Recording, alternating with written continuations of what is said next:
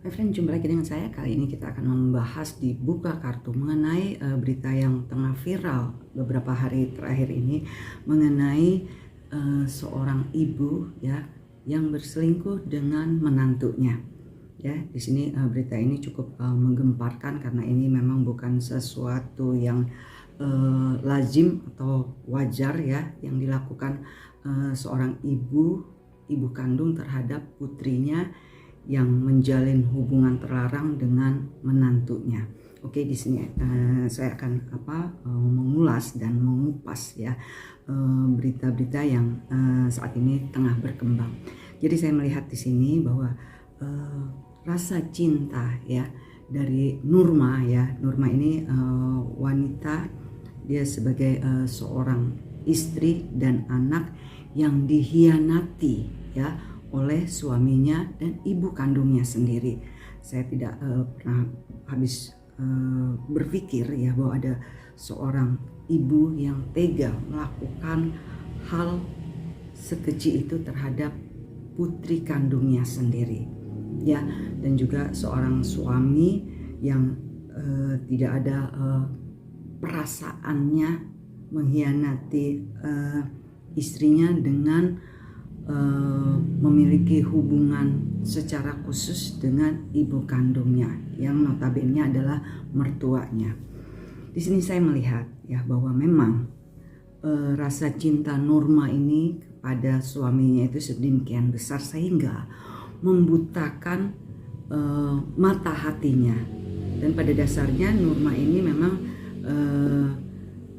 sangat polos ya, boleh dikatakan. Dia selalu berpikiran positif, selalu berbaik sangka terhadap hal-hal yang sebenarnya mungkin dia juga pernah menaruh suatu kecurigaan, karena biar bagaimanapun ya seorang istri ya dia bisa atau merasakan hal-hal yang di luar dari kelaziman ibu kandungnya dengan suaminya ketika dia menikah. Ya, karena ini telah 1 tahun berjalan dan akhirnya memang Tuhan akhirnya membukakan segala hal keburukan yang terjadi pada rumah tangga Nurma ini ya.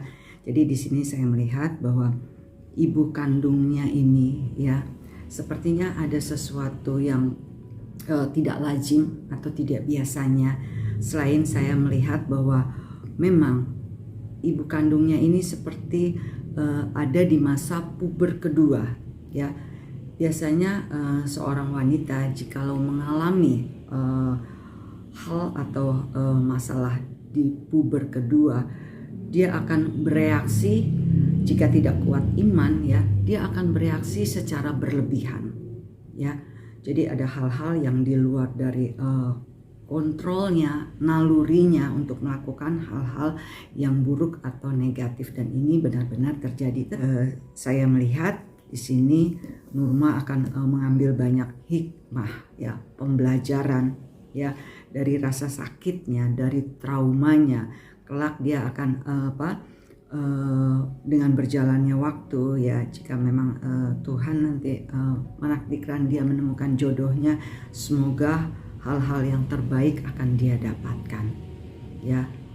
Begitupun dengan ibu kandungnya yang tampaknya sama sekali tidak ada rasa penyesalan sedikit pun ya, tidak ada permintaan maaf, tidak ada satu kata pun ya, padahal hal yang dilakukannya itu adalah sesuatu yang buat kita sebagai seorang wanita plus seorang ibu yang kita tidak akan melakukan hal yang setega itu kepada anak kandung kita sendiri, karena tugas seorang ibu adalah melindungi ya anak-anaknya, menjaga anak-anaknya, dan kita akan pasang badan untuk melakukan hal yang paling terbaik untuk buah hati kita. Tetapi ini di luar dari hal-hal yang sewajarnya, sehingga ibu kandung dari Nurma ini sampai tega melakukan hal tersebut. seperti hal yang telah sedikit saya bahas ya, sepertinya ada sesuatu yang tidak lazim ya yang dilakukan oleh ibunya tersebut, karena biasanya jika seseorang menggunakan cara-cara dalam kondisi yang tidak biasanya ya, atau hal-hal gaib ya, dalam bentuk amalan atau apapun, biasanya si pemakai ya atau orang yang mempergunakan itu sama sekali tidak merasakan empati ya, hatinya sepertinya sudah tertutup oleh sesuatu yang gelap ya, sehingga tidak bisa merasakan mana itu hal yang pantas atau wajar dilakukan, atau hal-hal yang tidak sepantasnya dia lakukan, apalagi ini terhadap anak kandungnya sendiri gitu. Jadi mata, hati, perasaan dan segala sesuatunya sepertinya tertutup oleh sesuatu yang gelap. Nah, ini yang saya katakan bahwa ada sesuatu yang tampaknya tidak wajar atau sesuatu yang tidak lazim ya, yang dilakukan oleh ibu kandung Nurma ya, karena sepertinya tidak ada rasa penyesalan, tidak ada rasa bersalah sedikit pun atas apa yang telah dia lakukan ya terhadap putri kandungnya sendiri. Tapi lepas dari hal tersebut, tidak ada asap jika tidak ada api. Di sini juga pihak suaminya Nurma juga menjadi salah satu pemicunya ya, karena dia pun turut andil ya melakukan pengkhianatan dan hal-hal yang cukup keji. Jadi kedua orang ini sepertinya memang telah dibukakan mata dan hatinya terhadap hal-hal yang seharusnya tidak boleh mereka lakukan ya. Tapi lepas dari semua ini ya, sekali lagi saya mengapresiasi kebesaran hati ya dari seorang Nurma ya. Dia telah tampaknya bukan 1-2 kali ya suaminya ini melakukan hal-hal pengkhianatan gitu, hal-hal negatif ya. Tetapi Nurma selalu berharap bahwa suaminya ini akan berubah dan memberikan kesempatan-kesempatan, tetapi tampaknya kesempatan ini telah dia tutup dan dia telah melakukan gugatan cerai, dan mungkin ini adalah langkah yang tepat ya. Nurma harus keluar, lepas dari bayang-bayang masa lalu yang kelam ketika dia dikhianati oleh kedua orang yang sangat dicintainya. Tapi lepas dari semua itu, semoga ada hikmah di kemudian hari yang terbaik ya untuk Nurma. Begitu juga dengan ibu kandungnya dan mantan suaminya.